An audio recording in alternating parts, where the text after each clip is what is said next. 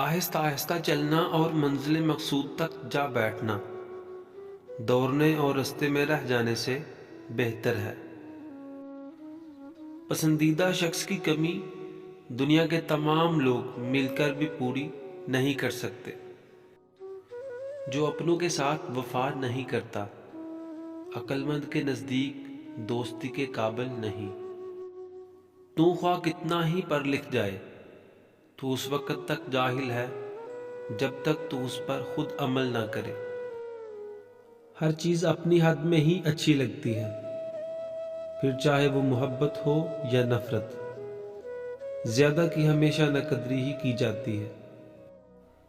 کسی سے محبت ہو جانا عام سی بات ہے، پر اس محبت کو نکاح کی منزل تک پہنچانا نسلی لوگوں کا کام ہے۔